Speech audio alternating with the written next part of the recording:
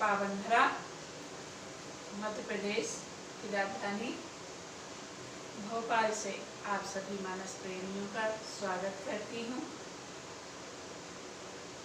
मैं लगभग 1 महीने से तो यही कह रही हूँ, अब मुझे हंसी आने लगती है, हंसी आने लगी। आप सभी को जय जय सिया राम, जय भोलेनाथ की। कथा को आरंभ करने से पहले हम कहेंगे कल हमने कथा को कहाँ विराम किया था। कल गरुड़ जी काकभूषणी जी के पास अपना मोह दूर करने के लिए, संशय दूर करने के लिए आते हैं शिव जी के द्वारा भेजे जाने पर। और काकभूषणी जी प्रभु श्री राम जी की जन्म से लेकर राज्याभिषेक तक की कथा को सुनाते हैं विस्तार पूर्वक, और गरुड़ जी का मोह दूर होता है, संशय दूर होता है। काकभूषणी जी कहते हैं, राम कृपा भाजनी तुम ताता, हरि गुण प्रीति मोहि सुख दाता, ताते नहीं कछु तुम ही दुरावहु, परम रहेश मनोहर गावहु। हे तात, आप श्री राम जी के कृपा पात्र हैं, श्री हरि के गुणों में आपकी प्रीति है, इसलिए आप मुझे सुख देने वाले हैं। जो भगवान की कथा को है बड़े प्रेम से सुनता है ना, तो सुनाने वाले को भी बड़ा आनंद आता है। काकभूषणी जी कहते हैं, इसी से मैं आपसे कुछ भी नहीं छिपाता और अत्यंत रहस्य की बातें आपको गाकर सुनाता हूँ। अब यहाँ से मानस गाई जाएगी, अभी तक समझाया है। सुनहु राम कर सहज स्वभाव, जन अभिमान न राखहि काऊ, संस्कृत मूल सूल प्रदिनाना, सकल शोक दायक अभिमाना, ताते करहि कृपा निधि दूरी, सेवक पर ममता अति भूरी, जिमि शिशु तन व्रण होई गोसाई, मातु चिरावे कठिन कीनाई। श्री राम जी का सहज स्वभाव सुनिए।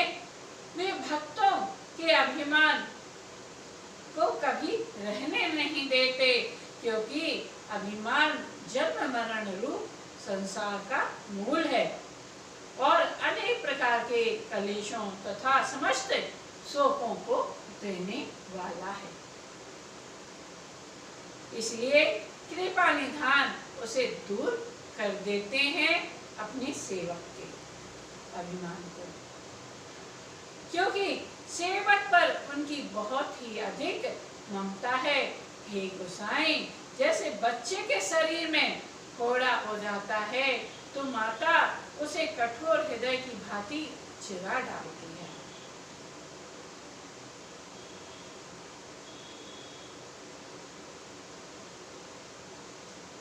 यद्यपि प्रथम दुख पावई रोई, बाल्य धीर व्याधि नासहित, जननी गणित गणति नासो शिशु पीर। यदि बच्चा पहले फोड़ा चिराते समय दुख पाता है और अधीर होकर रोता है, तो भी रोग के नाश के लिए माता बच्चे की उस पीड़ा को नहीं गिनती, उसकी परवाह नहीं करती और चिरवा डालती है। ये तो शास्त्र में लिखा है, मैंने तो भोगा है। मैं भी कम छोटी में उपद्री नहीं थी। तो एक बार है किसी की बहू को देखने गई थी, नेमा जी की बहू को, तो पैर में चोट खा के गिर पड़ी थी। और आज भी वो बचपन का निशान है। बचपन के निशान तो मेरे लिए जगह जगह है, कभी तलवे में है, कभी पैर में है, कभी माथे पे है। मैं बहुत शरारती थी किस्म की व्यक्ति थी, मैं मनमोजी थी। मेरे पैर में पट्टा लगा, बुंदेलखंडी में कहते हैं, चोट लगी। उस चोट को तो उस टाइम नहीं देखा, बालपन था, लेकिन बाद में पता चला पैर इतना सूज गया मेरा, लेफ्ट वाला निशान है आज तक, वो सूज गया, नीला पीला पड़ गया। और उसमें तो पस बनने लगी धीरे धीरे। मेरे पिताजी एक बार पैर को ऐसे बोलते, बेटा लाना देख जरा पैर को क्या हुआ। तो मेरे पिताजी ने थोड़ा सा ऐसा दबा दिया। मम्मी थी, मुझे पकड़े थी। मैं इतनी तेज चिल्ला के रोई कि मेरे आजू बाजू कॉलोनी के लोग हैं, पुलिस कॉलोनी के, वो आ गए और बोलते हैं क्या हुआ दादा, क्या हुआ, बच्ची क्यों रो रही। इतना तेज दर्द था और मैं चल नहीं पा रही थी। मैं खिसक के जाती थी इधर उधर। मुझे हॉस्पिटल ले जाया गया। हॉस्पिटल में पता चला कि डॉक्टर ने कहा चीरा लगेगा। तो मैं और रोने लगी। बोले बेटा कुछ नहीं होगा। उस पे है लेप लगाया, डॉक्टर ने पट्टी बांधी और 2 दिन बाद बुलाया और इतना बड़ा घाव, और फिर हर दूसरे दिन मेरे पैर की पट्टी होती। तो बात सही है जो लिखा है, किसी को अभिमान का चीरा लगता है, किसी को बालपन का चीरा लगता है। मुझे तो बालपन का चीरा लगा, पैर में भी लगा, माथे पे भी लगा। बस अभिमान का चीरा ना लगे, अभिमान ना होगा। दर्द क्या होता है, जिसको होता है वो ही जानता है। कागभूषण जी कहते हैं, उसी प्रकार श्री रघुनाथ जी अपने दास का अभिमान उसके हित के लिए हल लेते हैं। तुलसीदास जी कहते हैं कि ऐसे प्रभु को भ्रम त्याग कर क्यों नहीं भजते।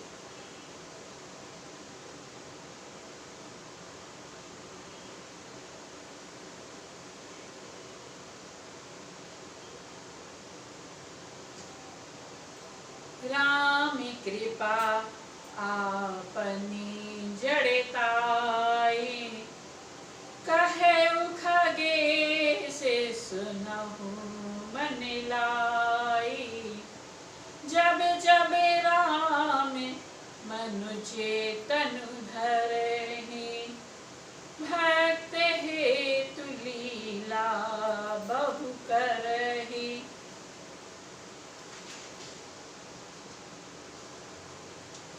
हे पक्षीराज गरुड़ जी, श्री राम जी की कृपा और अपनी जड़ता मूर्खता की बात कहता हूँ।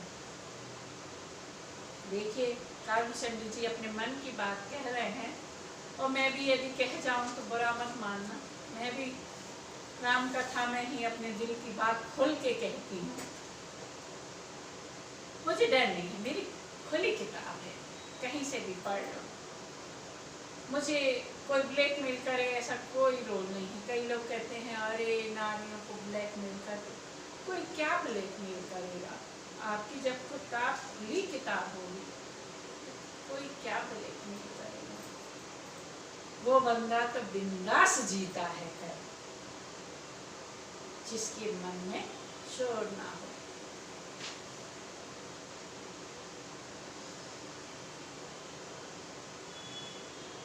मन लगाकर सुनिए। कागभूषण जी कहते हैं, जब जब श्री रामचंद्र जी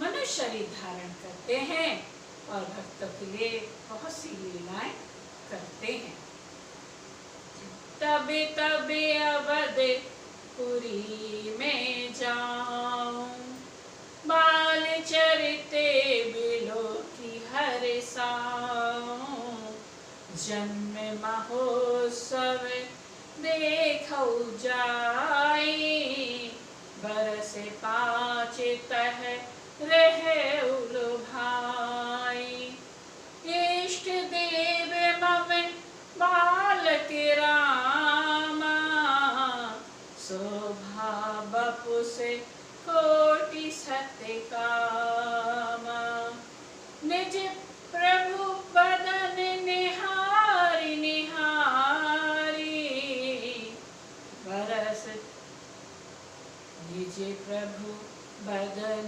निहारी निहारी, लोचन सफल करो रे गारी, लोचन सुफल करो रे गारी, लघु बाय से बपु धरि हरि संगा, देखऊं बाल चरिते बहुरंगा।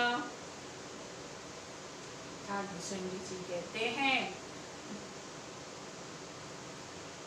जब जब अयोध्यापुरी में जाता हूँ, उनकी बाल लीला देखकर हर्षित होता हूँ। वहाँ जाकर मैं जन्म महोत्सव देखता हूँ और भगवान की शिशु लीला में 5 वर्ष तक वहीं रहता हूँ, लीलाओं को देखता रहता हूँ। बालक रूप श्री राम जी मेरे इष्ट देव हैं, भोलेनाथ के भी इष्ट देव हैं, यहाँ कागभूषण जी के भी इष्ट देव हैं, जिनके शरीर में अरबों कामदेवों की शोभा है। हे गरुड़ जी, अपने प्रभु का मुख देख देख कर मैं नेत्रों को सफल करता हूँ। छोटे से कौवे का शरीर धरकर और भगवान के साथ साथ फिर कर मैं उनकी भांति की बाल लीलाओं को देखता रहता हूँ। अब देखिए, पक्षी को तो कहीं पे भी जाना मना नहीं है, इंसान यदि जाए तो द्वारपाल रोक दें, जाने ही ना दें, लेकिन पक्षी को तो कोई नहीं रोक सकता ना। पक्षी तो ऊपर से जाके आंगन में घूम सकता है, बैठ सकता है।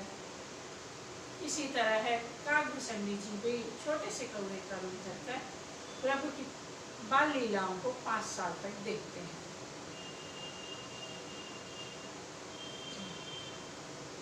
लड़कपन में वे जहाँ जहाँ फिरते हैं वहाँ वहाँ मैं साथ उड़ता हूँ और आंगन में उनकी जो जूठन पड़ती है वही उठाकर खाता हूँ।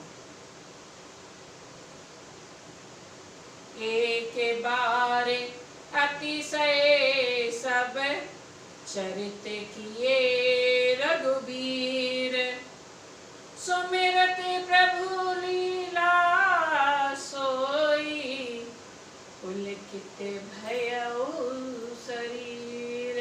एक बार श्री रघुनाथ जी ने सब चरित्र बहुत अधिकता से किए। प्रभु की उस लीला का स्मरण करते ही कागभूषण जी का शरीर प्रेमानंद बस पुलकित हो गया। कागभूषण जी कहने लगे, हे पक्षीराज सुनिए, श्री राम जी का चरित्र सैकड़ों सेवकों को सुख देने वाला है। अयोध्या का राजमहल सब प्रकार से सुंदर है। सोने के महल में नाना प्रकार के रत्न जड़े हुए हैं। मेरे प्रभु के आंगन की सुंदरता का वर्णन कैसे किया जा सकता है? नहीं किया जा सकता है। बहुत सुंदर आंगन है। चारों भाई नित्य खेलते हैं। माताओं को सुख देने वाले बाल विनोद करते हुए श्री रघुनाथ जी आंगन में विचरते हैं, घूमते हैं।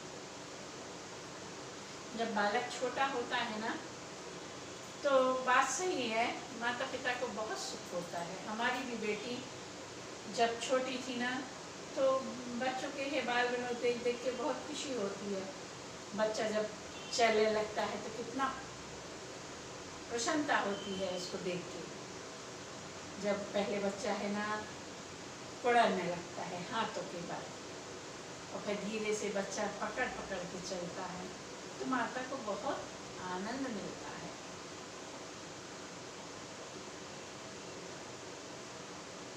शरारती भी होते हैं बच्चे, बहुत शरारती होते हैं।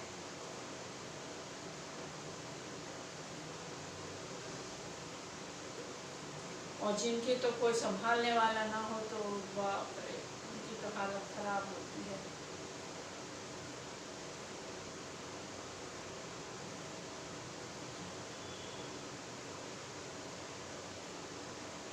काकभूषणी जी अयोध्या की सुंदरता का वर्णन कर रहे हैं।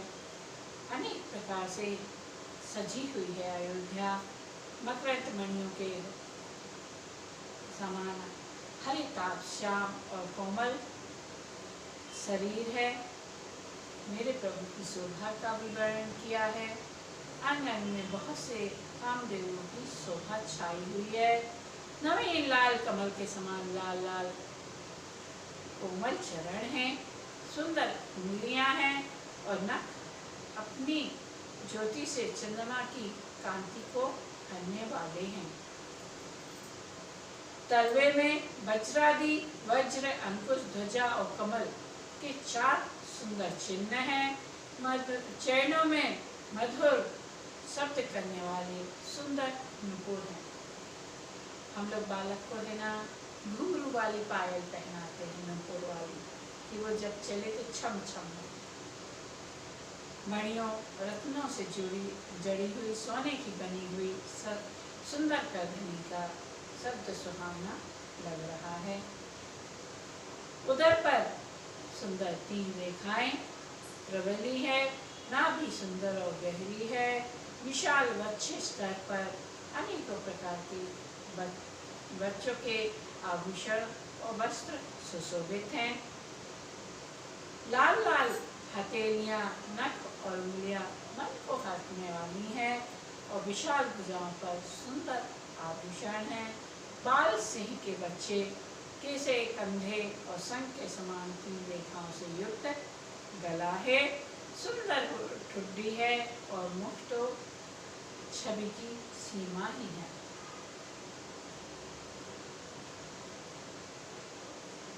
कमल बल तोतले वचन है, कलमल तोतले वचन है। लाल लाल होंठ हैं, सुंदर और छोटी छोटी ऊपर और नीचे 2-2 दतुलियां, 2 दांत है। सुंदर गाल, मनोहर नासिका और सब सुखों को देने वाली चंद्रमा की अथवा सुख देने वाली समस्त कलाओं से पूर्ण चंद्रमा की किरणों के समान मधुर मुस्कान है। नील कमल के समान नेत्र, जन्म मृत्यु के बंधन से छुड़ाने वाले ललाट पर गोरोचन का तिलक सुशोभित है। भौहें टेढ़ी हैं, कान सम और सुंदर हैं। काले और घुंघराले केशों की छवि छा रही है। पीली और महीन झुगली शरीर पर शोभा दे रही है। मेरे प्रभु पीताम्बरधारी हैं। उनकी किलकारी चितवन मुझे बहुत ही प्रिय लगती है। राजा दशरथ के आंगन में विहार करने वाले रूप की राशि श्री राम जी अपनी परछाई देखकर नाचते हैं।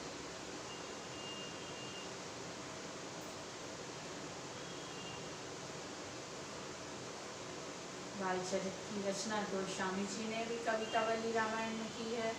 क्या कहा है? कबे हम शशि मांगते आरी, कब हूँ करताल बजाई के नाचत। दशरथ के सुत चार जुदा तुलसी मन मंदिर में बिहरे।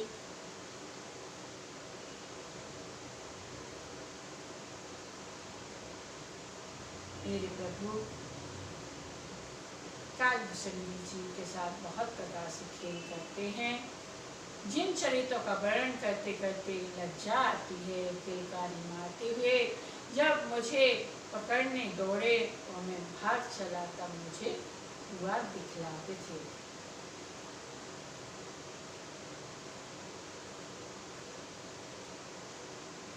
काकभूषणी जी गरुड़ जी को सुना रहे हैं कि भगवान कलकारी मारते हुए जब वे मुझे पकड़ने दौड़ते और मैं भाग चलता तब मुझे कुआं दिखलाकर बुलाते थे। मेरे निकट आने पर प्रभु हंसते और भाग जाने पर रोते।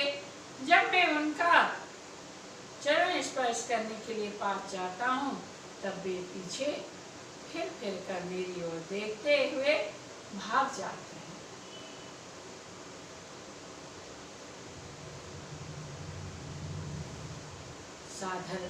साधारण बच्चों जैसी लीला देखकर मुझे मोह शंका हुआ कि सच्चिदानंद घन प्रभु यह कौन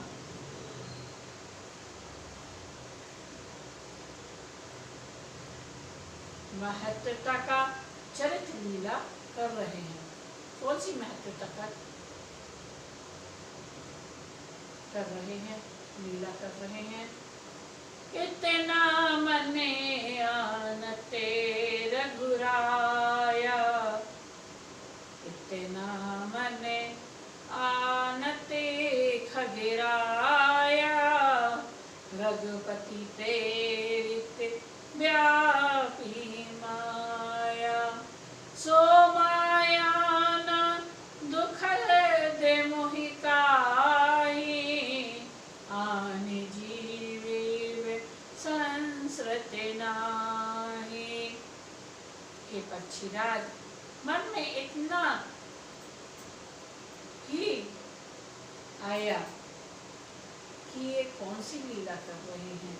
जैसे कि मेरे मन में शंका आई, श्री रघुनाथ जी के द्वारा प्रेरित माया मुझ पर छा गई, परंतु वह माया ना तो मुझे दुख देने वाली थी और न दूसरे जीवों की भांति संसार में डालने वाली हुई। हे नाथ, यहाँ कुछ दूसरा ही कारण है।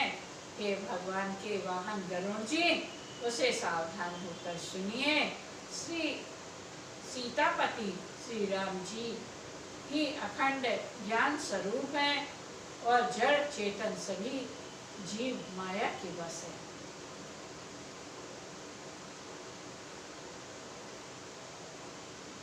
यदि जीवों को एक रस अखंड ज्ञान रहे तो कहिए फिर ईश्वर और जीव में भेद ही कैसा।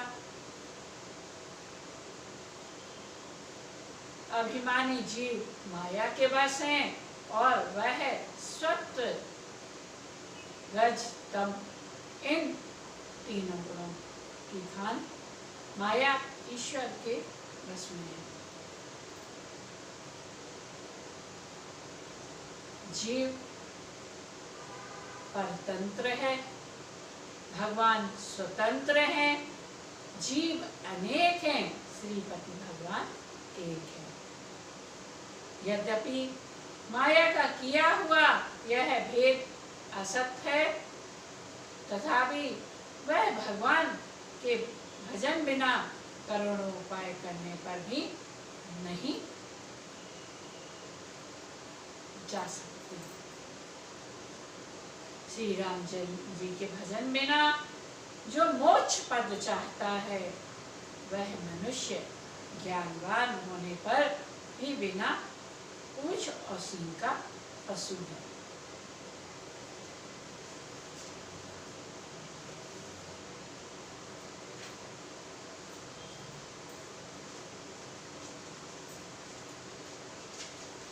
इसलिए तो हमें अपने प्रभु के से हमेशा एक प्रार्थना करनी चाहिए, एक विनती करना चाहिए।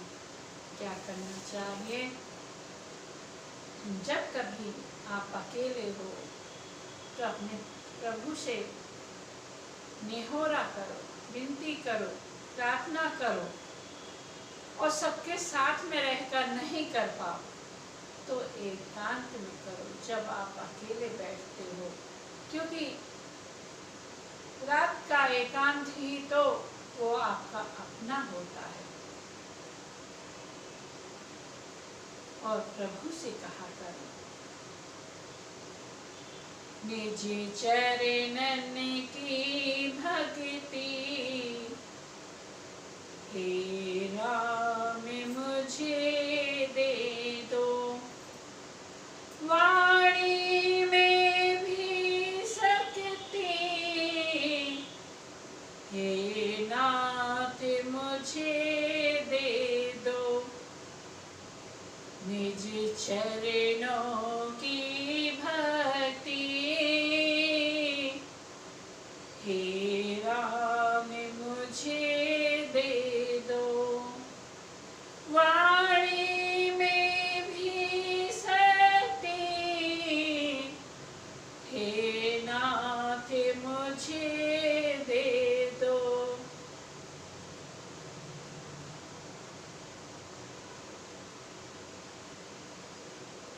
अब प्रभु करो कृपा यही भांति,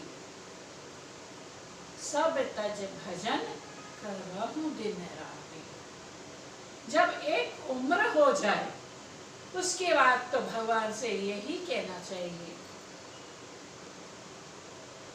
हम बालक होते हैं, बालक से टीनेजर होते हैं, टीनेजर से हम जवानी में प्रवेश करते हैं, हमारा विवाह होता है, हम पहले सूत्र में बनते हैं और सब सुख भोगते हैं। उसके बाद जो हमारी एक उम्र बीतने लगे तब तो हमें हरि से है निष्काम प्रेम करना चाहिए। वैसे तो कहते हैं भजन की कोई उम्र नहीं होती है, जिसने शुरू से भजन किया है उसको तो स्वतः है भी भगवान के चरणों में प्रेम होता है।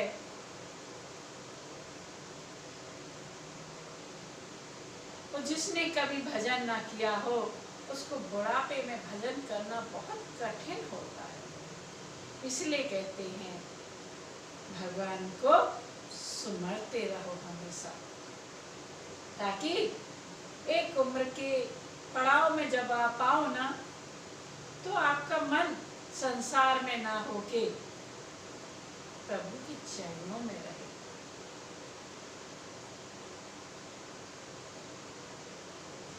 इसलिए तो कहते हैं कि अपने प्रभु से क्या कहना चाहिए, निज चरणों की भक्ति हे राम मुझे दे दो, वाणी में भी शक्ति हे राम मुझे दे दो।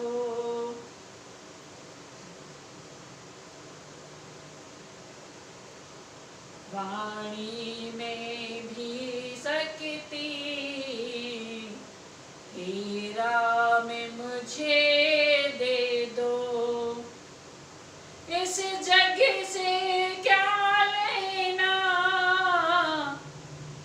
इस जग से क्या लेना, मैं जग का सताया हूँ। मैं नारी हूँ इसलिए मैं कहती हूँ इस जग से क्या लेना, मैं जग की सताई हूँ। जो जग का सताया हुआ होता है वही तो प्रभु के करीब जाता है। ऐसे ही हर किसी को प्रभु की भक्ति नहीं मिलती है, क्योंकि जब उसको कष्ट मिलते हैं तभी तो वो प्रभु के चरणों में सिर झुकाता है। कुंती ने मेरे ठाकुर से क्या कहा था, जब तक कौरव पांडवों के साथ द्रोह करते रहे तब तक कृष्ण उनके साथ रहे हैं, और जैसे ही पांडवों ने युद्ध जीता है भगवान की कृपा से, और जैसे ही कृष्ण जाने लगे तो कृष्ण से है कुंती कहती है, कृष्ण भगवान कहते हैं बुआ कुछ चाहिए मांग लो, तो कुंती कहती है कि हे माधव मुझे दुनिया के समस्त दुख दे दो। क्यों दे दो? क्योंकि दुख थे जब तक तुम मेरे साथ थे, और जैसे ही हमने सब कुछ पाया वैसे ही तुम हमें छोड़कर जा रहे हो।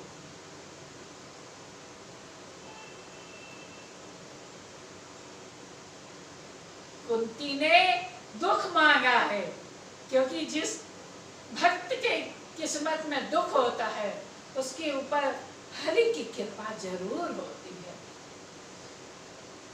कृपा दुख पे आता है, लेकिन कृपा पहले आती है, पता नहीं चलता है।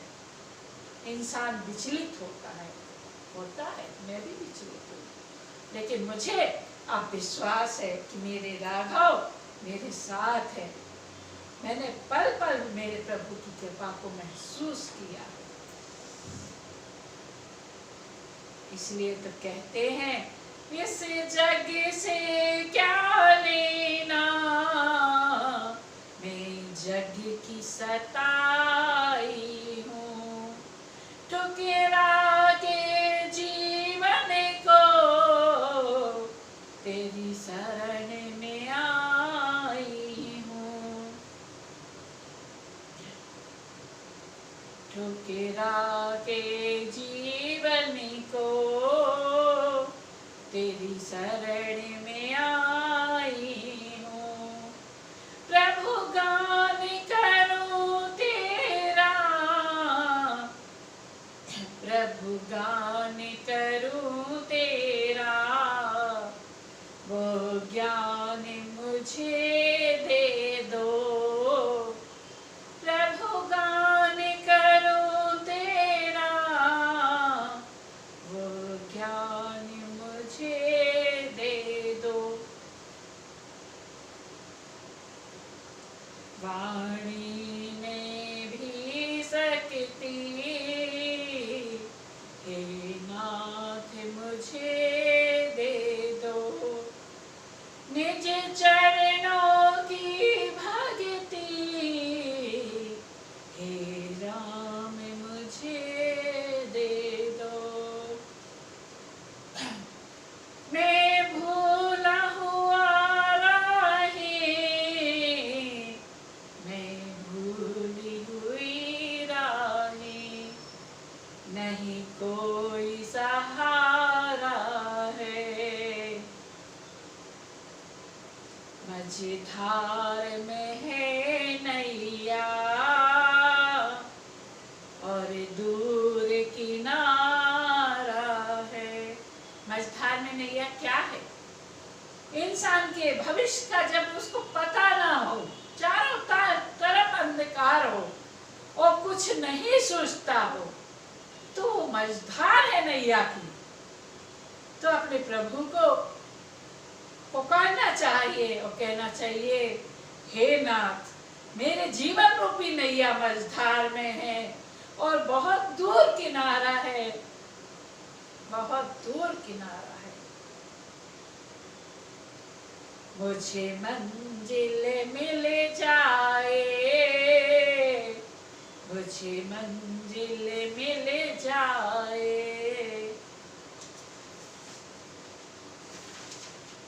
वो धाम मुझे दे दो, मुझे मंजिल मिल जाए, वो धाम मुझे दे दो। वाणी में भी सकती,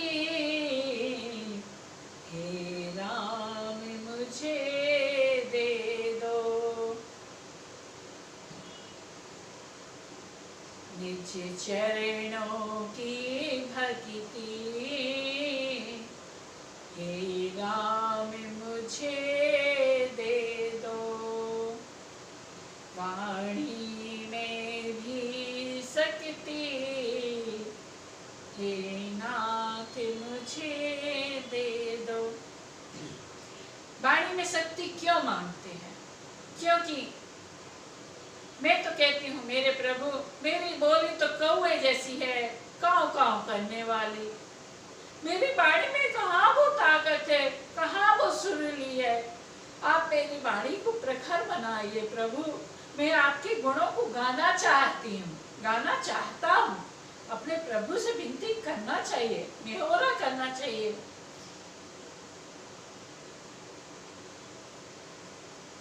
और कहना चाहिए, तेरे नाम की वो मस्ती मुझ पर भी छा जाए।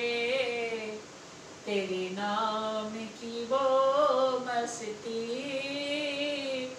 मुझ पर भी छा जाए। पले पले जपू नाम तेरा और उल्लेफत बढ़े जाए।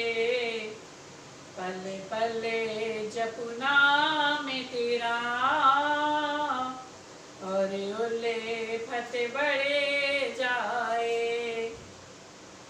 खामोश रहूं पी करे वो जाम मुझे दे दो। खामोश रहूं पी कर वो जाम मुझे दे दो। तेरे नाम की मस्ती मुझ पर भी चढ़ जाए। मीराबाई जब प्रभु के भजन में मस्त होती थी तो उनको अपनी सुध बुध नहीं रहती थी। ऐसे ही भोले बाबा जब मेरे प्रभु के नाम में मस्त होते थे तो उनको अपनी सुध बुध खो जाती थी। एक बार तो वो रास लीला में गए और घूंघट कर कर नाचने लगे और वो इतने खो गए कि उनकी सिर की चुनरिया कब उड़ गई। और मेरे नंद गोपाल हंसने लगे जो राधा रानी के साथ रास रच रहे थे। इसलिए तो कहते हैं, तेरे नाम की वो मस्ती मुझ पर भी छा जाए। पल पल जपू नाम तेरा और उल्फत बढ़ जाए। खामोश रहूं पी कर वो जाम मुझे दे दो। अमृत रूपी वर्षा, अमृत रूपी कथा की वर्षा जब होती है तो व्यक्ति खामोश होकर उस रस को पान करता है। उसको किसी का कुछ सुहाता नहीं है, कहीं की बात नहीं सूझती है उसको। वाणी में भी शक्ति, हे नाथ मुझे दे दो। निज चरणों की भक्ति, हे राम मुझे दे दो। श्री राम जी के भजन बिना जो मोक्ष पद चाहता है वह मनुष्य ज्ञानवान होने पर भी बिना पूछ का और सींग का पशु ही है। तब सभी तारागणों के साथ 16 कलाओं से पूर्ण चंद्रमा उदय हो और जितने पर्वत हैं उन सब में दवाग्नि लगा दी जाए तो भी सूर्य के उदय हुए बिना रात्रि नहीं जा सकती। ऐसे ही हे पक्षीराज, श्री हरि के भजन बिना जीवों का कलेश नहीं मिटता। श्री हरि के सेवक को अविद्या नहीं व्याप्ति, प्रभु की प्रेरणा से उसे विद्या ही व्याप्ति है।